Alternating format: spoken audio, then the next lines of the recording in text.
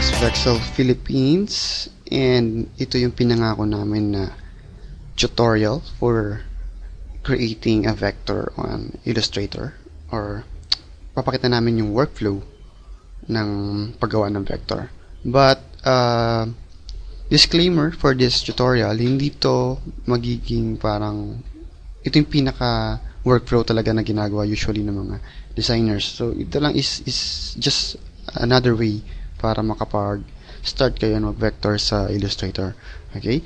So start with tayo. Naka-open na aking Illustrator. Okay? And then first i-open natin yung template natin or yung reference photo natin. Okay? May naka-open ako dito. And then drag ko lang. Okay. So, pansin nyo, once na nakalagay na yan, nag-create siya ng sarili niyang template. So, pwede pa rin niyang baguhin or ma-adjust later on. So, pansin nyo to, pag nag-insert kayo ng reference photo, ayan, ito yan. So, rename lang natin to na reference. Okay? So, pag double-click nyo, lalabas ng options. Pansin nyo, mayroon template. Pag click yung template, automatic may check yung dim images to 50%. So, okay ko yan. Pansin nyo, automatic, kapag naka-template siya, medyo nag-light yung color niya. Ibig sabihin yan yung template natin or magiging guide natin para makapag-trace tayo na sa Illustrator. Okay? So, pakita ko lang yung difference niya kapag usually sa normal. Return to default ko lang muna kasi masyado magulo ang aking workspace. Anyway. Okay, so layers. Just add this here. And then, add ako ng panibagong layer. Okay? So, pansin nyo, nakalock yan, usually. Para hindi mo nagagalaw. Automatic sila, si Illustrator na ang naglalagay na. Okay. So, double-click ka lang ulit. Tanggalin ko muna yung template. Then, okay ko. Ang kaibahan nito, kapag hindi naka-template, kasi ang gagawin natin, magka-trace tayo. So, using pen tool, by pressing P or clicking yung pen tool icon. And then, pag nag-trace tayo, di ba usually, yan. Ganyan, di ba? Pero pansin nyo, mahirap mag-trace kung natatakpan yung ginagawa natin. So, kailangan natin gawin para hindi mangyari yun is mag-outline view. So, para maging outline view, you go to view and then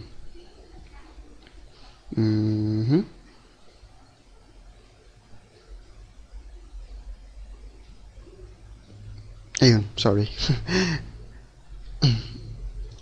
Okay, so you go to view, outline view, or control Y. Ang problema, kapag hindi naka-template, ito ang nangyayari. Hindi nagiging background yung template natin. So, ang nangyayari, hindi nakikita yung reference natin. So, para mangyari na makita yung reference natin, balik tayo, control Y. Double-click ulit natin. Template. Okay. And ngayon, nag-template na siya or reference na natin siya. And then, control Y. Control Y. Or view, control Y. Para mag-outline. Oops. Sorry. Yung path ko, napunta doon. Anyway, there. Okay? So, pansin nyo, di ba? Control Y. Control Y. Outline na siya ngayon. So, pwede na tayo mag-switch through outline view into a normal view. So, pag nagko-control Y ako, di ba? Pwedeng balik-balikan. So, yan yung unang tip when starting sa pagte-trace sa Illustrator. Okay? So, ang next natin is paano yung start. So, usually ako, in my own workflow, yung ginagawa ko is yung base. Yung pinaka lalagyanan nung ano natin, ng lahat nung other layers na gagamitin natin or other paths. Okay? So, ako, unahin ko siguro is yung hair. So, pansinin nyo, pag nag-trace ako,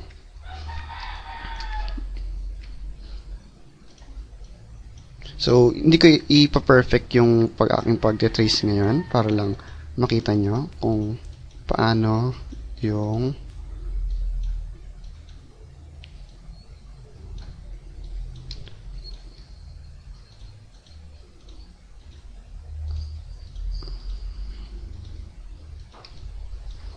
okay.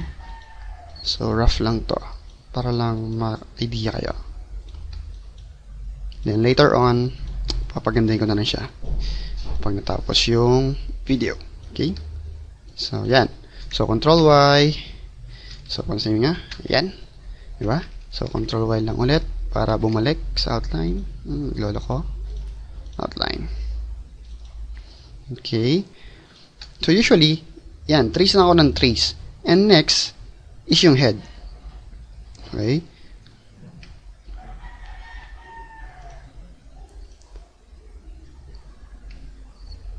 So, to give you an idea sa pen tool muna, para mas makaroon kayo ng information kung ano nga ba yung mga, ito, yung mga yan na lumalabas sa pen tool. Okay? So, create muna ako ng bago.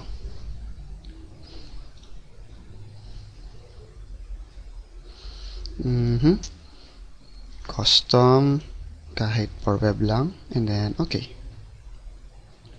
Okay, pen tool. Change ko color to red. Okay. And then, select yung pen tool. Usually, pag pen tool, pag click natin, pag click, straight lines lang ang nagagawa. Pero pag click, drag, ayan, di ba? Kasi nga na-adjust nyo yung points na ginagawa natin. Ayan. Diba? Kada drag. Ayan. Kapag nakapag-create na kayo, ayan, usually, pag gusto nyo i-adjust, kailangan nyo gamitin is itong direct selection. Hindi itong selection. Kasi ang kaibahan ng direct selection sa selection is ang selection, move mo lang. Hindi mo yan ma-adjust. Mare-resize mo lang, ganyan.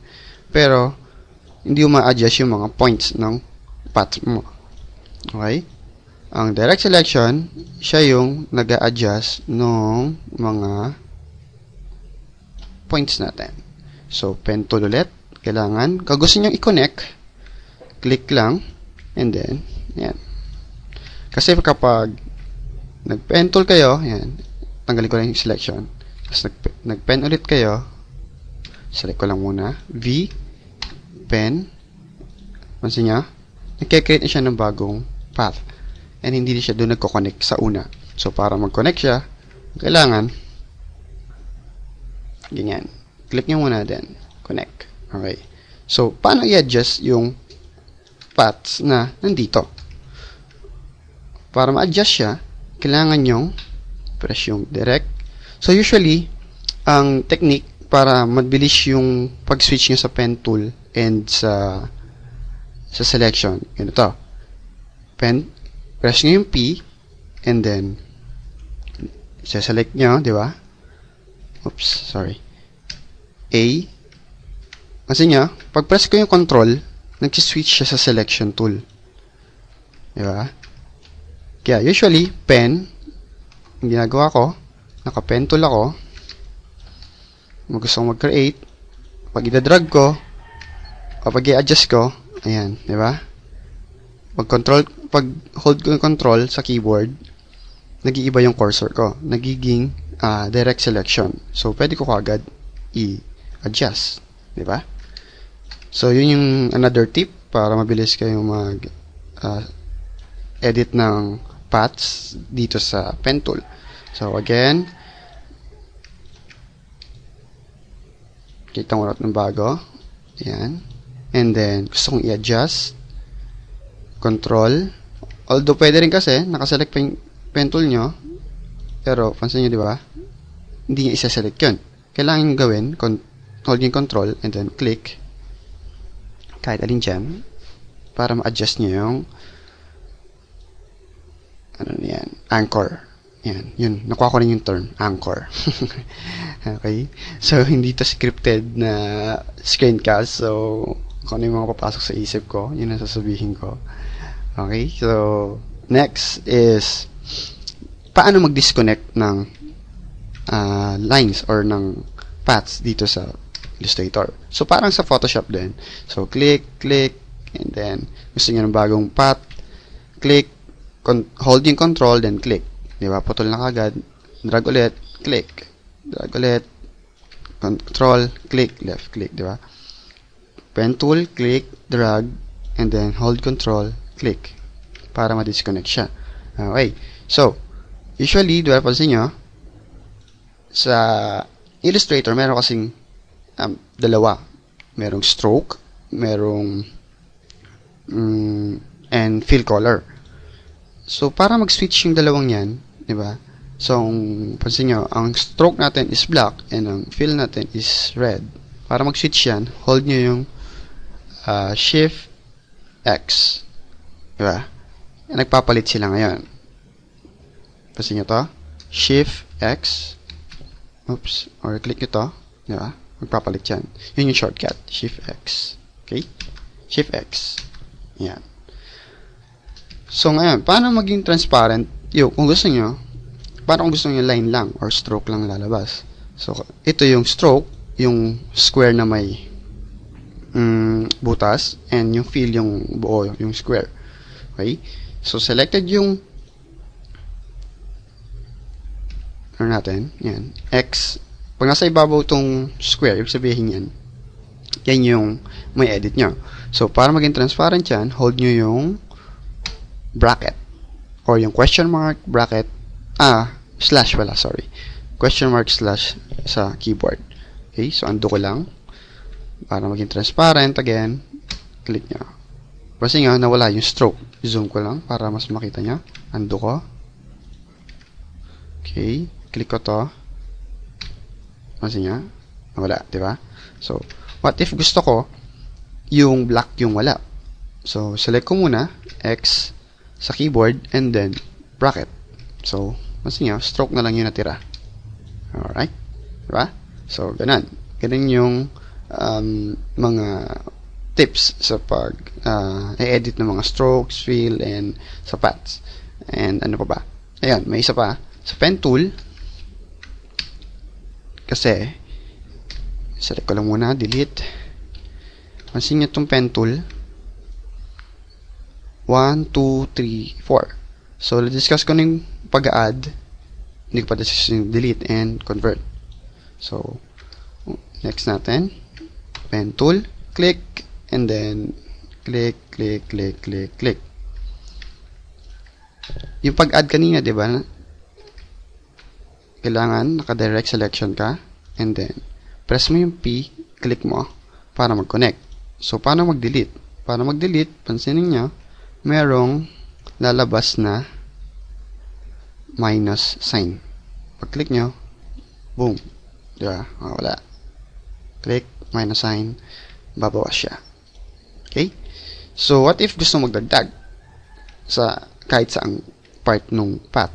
So, pili lang kayo. Pansin yung icon ko, yung plus sign. So, click nyo lang yun. Add. And may lalabas na anchor na point or na adjustment. So, by holding control, ma-adjust nyo yun. But, sabay silang gumagalaw. Pansin nyo, di ba? Pag nag-control ka, sabay silang gumagalaw. What if yung isa lang gusto mong pagalawin na part ng anchor? Kasi dalawa yan. Ang ginagawa natin is holding yung Alt sa keyboard. Ayan, napansin yung icon ko, naging anchor convert. So, ito na yan. Convert anchor point tool. Okay? So, hold ko yan. Pansin nyo. Yun lang yung nag-a-adjust ngayon. So, pwede kang babaan yan. Yan. Yung pwede kong burahin. Pag-click ko nyan, boom, mawawala na yung anchor ko. Okay? So, what if mangyari, nabura nyo yung anchor, or nagkamali kayong dun sa anchor na yan. So, for example, this one. Diba? Click ko muna. Accidentally, nabura nyo. Using pen tool, alt, click. Paano yung may babalik yung anchor? Kasi nakagawa na kayo, kunwari. Ayan. Gumawa pa kayo ng mga bago na ano. Eh, nakalimutan mo, ay, kailangan kong i-edit to. Kailangan pala siya curve, hindi pointed. So, para ma-edit yun, again, go to selection, direct selection, and dito, sa properties, or sa options ng tool, merong convert. So, merong pointed and smooth. Diba? Pag click nyo yan, select nyo muna to, and then, ayan. Diba? So, makita nyo yung kaibahan kapag nakaselect sa hindi is kapag yan. Kapag puti, hindi selected. Kapag full shaded siya, yung icon, pwede nyo na, selected siya, ibig sabihin. So, click nyo lang, adjust na siya. Okay? Kung gusto nyo pointed, balik nyo lang. Yan. So, yan yung difference. Okay? So, yan. Yun yung basic ng sa pen tool.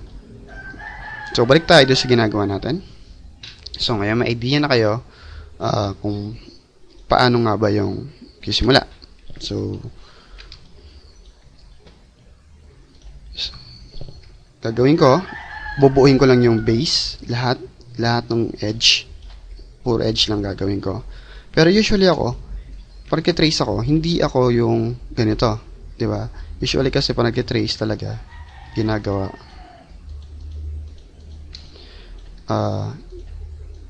ginaganito. Yan, di ba? Puro edge lang talaga yung tinitrace nyo. Sa akin, hindi ganun ang ginagawa ko. Usually, ang ginagawa ko pag nagtitrace ako, binubuo ko yung tinitrace ko.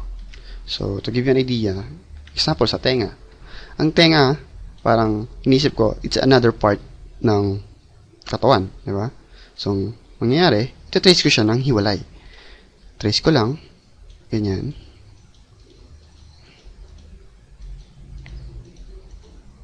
Then, close. So, buo na siya. Sa kabila naman ako.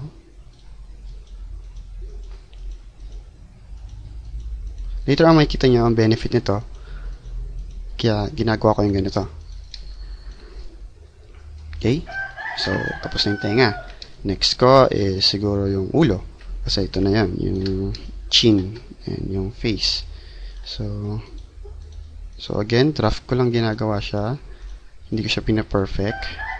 Para lang makita niya yung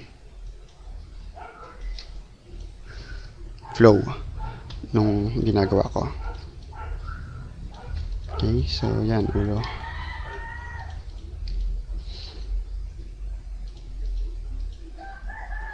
Okay, so okay na yung ulo. So, Control Y. Pansin nyo, di ba? Buo pa rin siya pag lumalabas. Pero pag sa trace nyo, iba yung look niya. Anyway, continue ko na muna. Next is, so, Control. Yan, para mas unselect. So, sa leg, ganun din.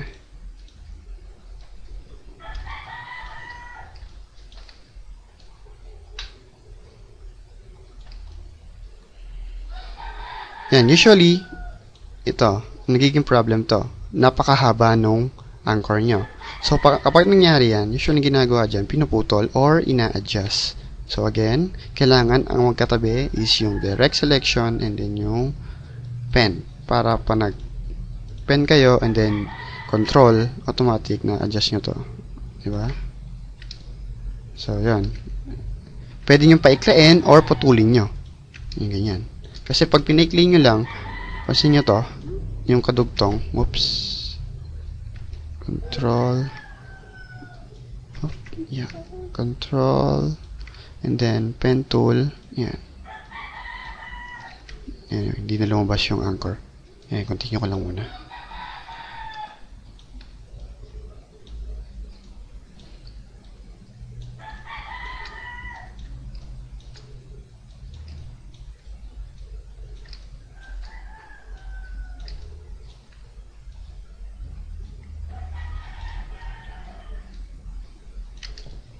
Sa inyo, di ba? Ina-adjust ko kapag nag-guide ako. Kasi pwede ko pong rin balik-balikan yung mga yan. So, yan. Pansin nyo to. Meron siyang sing-sing, or sing-sing tuloy. Parang sa wrist na ring. So, ang ginagawa ko, dire-diretso ko pa rin yan. Hindi ko yan iti-trace na ganon. Okay? So, ini-imagine ko, buo pa rin yung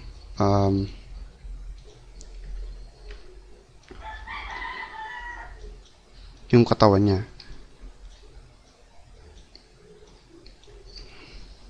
So again, hindi ito yung perfect workflow, pero ito yung usually yung ginagawa ko para makapag-vector sa Illustrator. Okay? Kasi after nito, papakita ko sa inyo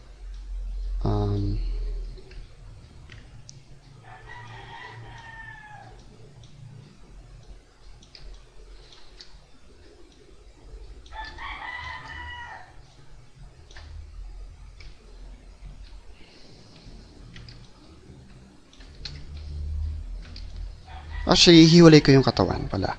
So, ando ako. Dediretso ko siya dito. Yan. Hanggang dito lang ako. And then, putol na ako.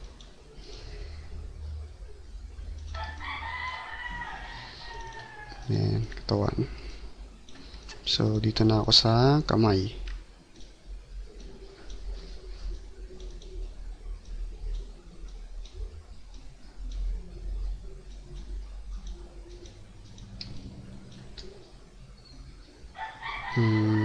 So, nakapamulsa siya.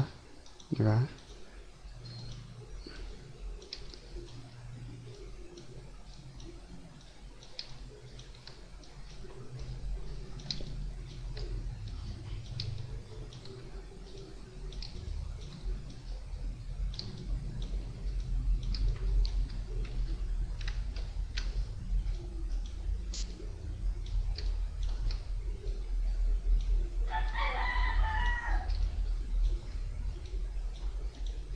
And then, dugtong. Ayan. So, pansin niya, nahiwalay ko na ngayon yung ulo sa katawan. So, ang last natin is yung katawan, yung damit. Okay? So, this one.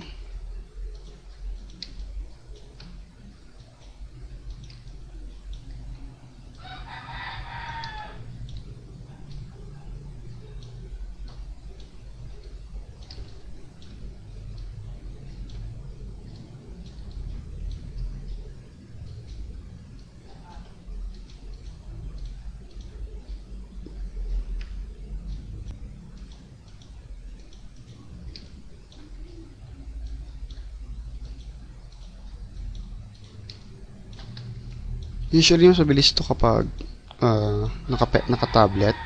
Pero on this tutorial, gamit ko lang is mouse.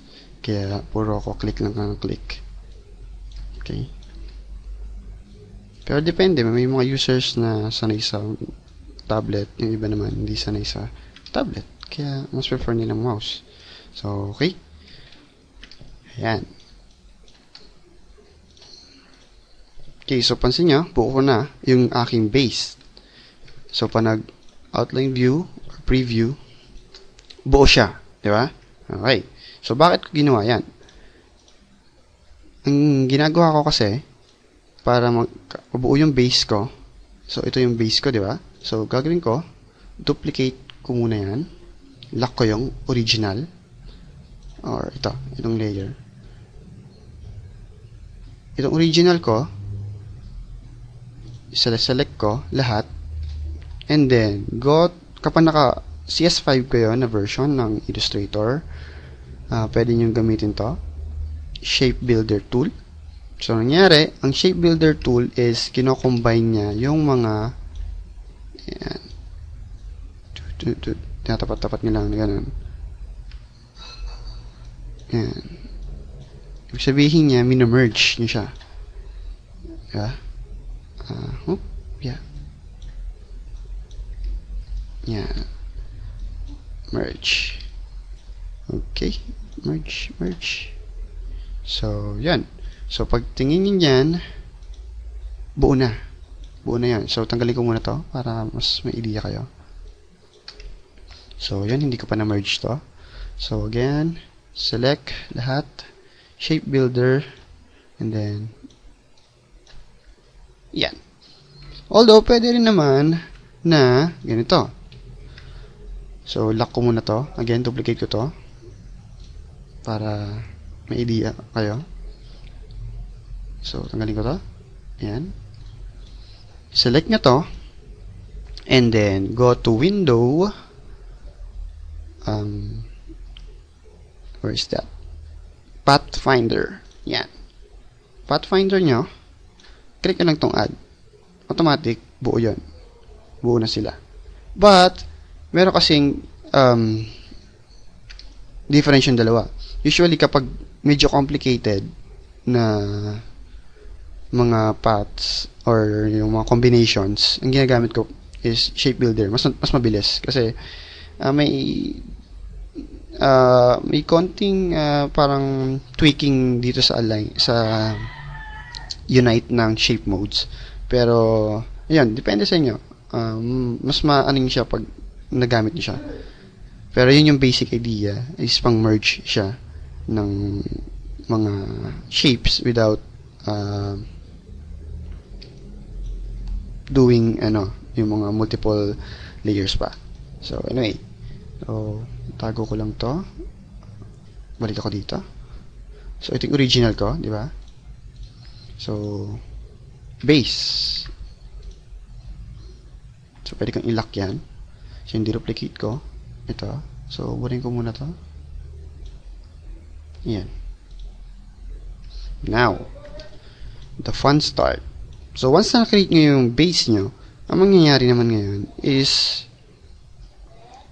details ng mga niya, damit niya, mukha niya, hair niya, ganun. Pero, usually, pag gagawin nyo yan, kumukha to, hair. Hiwalay yung hair, diba?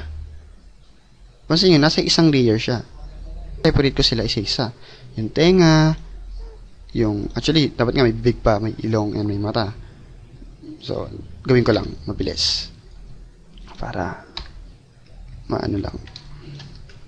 Pero, hindi to yung actual na, talaga na, kalalabasan nung bibig. Para lang makita nyo, kung paano ako mag-separate ng layers. So, ganyan.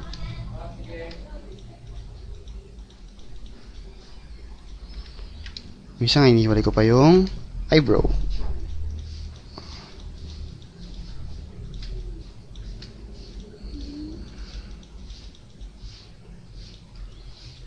Okay. So, ayan. So, sa nose, hindi na muna. So, once na nagawa niya lahat yung base layer nyo, next nyo is yung pag-sequence nung mga layers. Iwahiwalay nyo sila. So, una, hair. Create ako ng new layer. Name ko siya, hair. And then, drag. Kasi nga, meron siyang icon na lalabas. Click nyo lang to, meron siyang red. Ibig sabihin, selected yung item na to. So, para ilipat siya dito sa hair, ang gagawin nyo, di ba? Hahanapin nyo. Ito, selected siya. So, lilipat ko doon.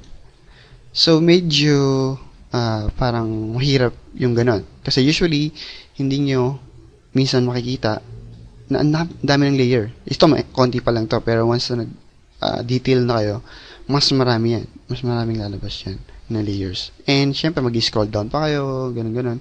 So, para mapadali yun, ando ko lang. Selected yung hair. And then, drag nyo lang yung icon dun sa position. Hair. So, ears naman. For example, ears. So, click ko yung ears, ito, tsaka to. Drag. Okay. So, face. Pinaka-face. Ito yan, di ba? So, drag ko lang dun. So, ngayon, yung ears ko, tsaka hair, nasa loob nung face, syempre, di ba? So, lagay ko lang, para paloob siya. Doon. And then, eyebrow. So, create ulit. Eyebrow. And then, drag. Then, eye.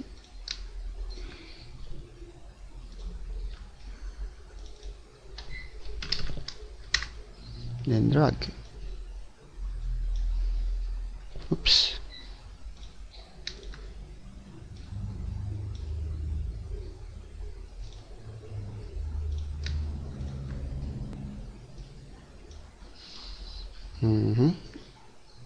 Mouth. Next.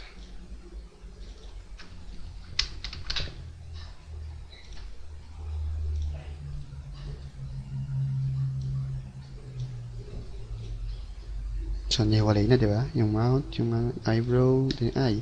Then, pasok natin sa face. Or, actually, dapat head. Pala. Yan. Yung head, nakapaloob sa, then itong mga to, nakapaloob sa head. Yan. So, para iwahiwalay sila. So, tingnan natin kung tama. Okay. So, buo na yung face natin. So, body. Next. Undo.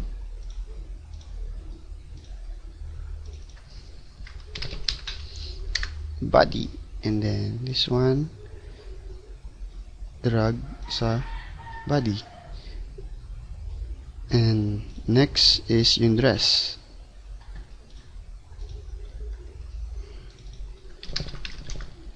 So, itong dress, this one,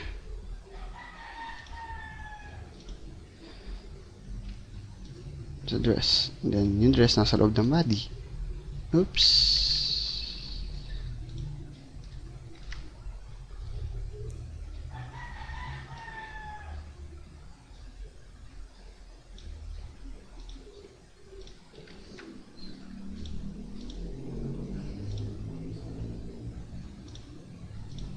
Okay, outline. So, dress, nasa loob ng body. Okay? So, pwede kong lagyan to. Inner body. Parang ganun. Anyway, so, proper naming ko, ano lang naman. For your own personal workflow.